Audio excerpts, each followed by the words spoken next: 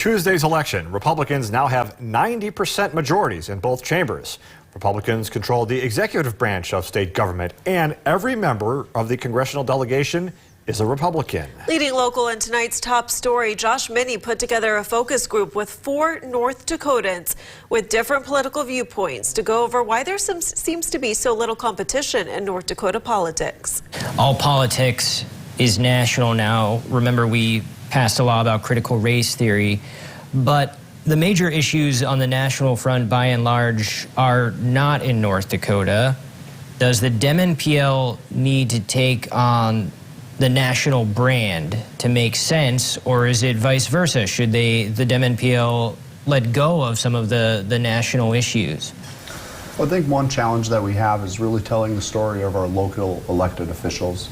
Last night at the election watch party, I got to introduce Josh Boucher out of Fargo, North Dakota, and I brought up House Bill 1509, I believe, where he introduced a tax credit for young farmers. I think that's a really great example of our local leaders from an urban area representing people outside of his district. Nationally, you would hear that the Democrats have walked away from rural North Dakota, but locally we still haven't. We have our own Elisa Mitskog down in Wahpeton representing landowners out in western North Dakota. So as a caucus, I think we really need to tell our stories and how we're fighting to really put common sense proposals forward to affect all North Dakotans, not just the district and not just one side of the party.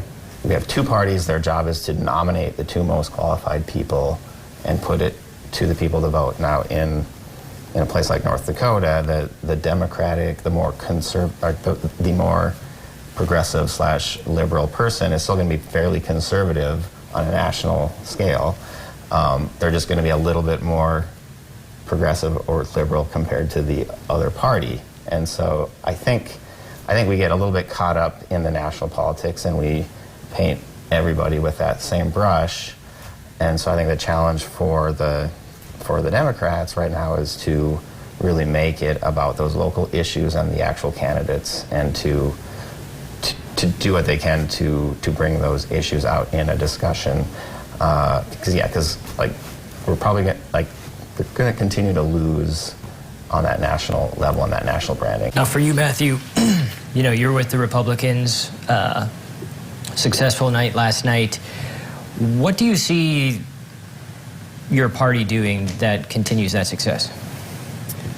Well, I think they're definitely going to keep focusing on Fargo for sure. Obviously it didn't turn out well for Carter Isinger and Brad Leeser. They both lost in their district, but up in Grand Forks, you had a split ticket. They took the Senate and with Jeff Barta, and then Zach Ista, Mary Adams. Mary Adams lost. So it's a very interesting dynamic in Grand Forks going on right now. You're seeing it turn more red as time goes on. But it's interesting what's going to happen with Fargo. And then Ruth Buffalo lost as well. So I think the real focus is just going to be keep going at Fargo as much as they can. Amelia, you ran as a Democrat for state Senate in 2020. You had a really close race last night. Yep. First of all, how are you feeling? Well, I mean, you run a race and you're disappointed, but I think for a young female on the ballot for the first time in a county election, I did pretty well.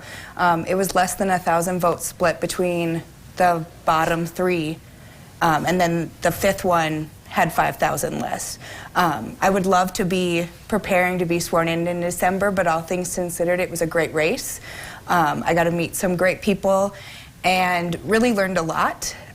I had a friend come up to me last night at our watch party after the results came in, and she said, "Thank you for running. I'm so glad that my girls have someone to look up to." And I think when we take a step back from politics, whether you're blue or red, Democrat, Republican, at the end of the day, what we need to be doing is showing our youth, whether they're male, female, come from a Republican or Democrat household, that politics is a place for them. You don't need to have a special name. You don't need to have a lot of money, that you can impact change on the local level regardless of your party affiliation. Tomorrow on Good Day Dakota, Josh Minnie will ask the focus group why the state, which seems to so heavily favor one-party rule, voted overwhelmingly for term limits, a change that could arguably make state politics more competitive.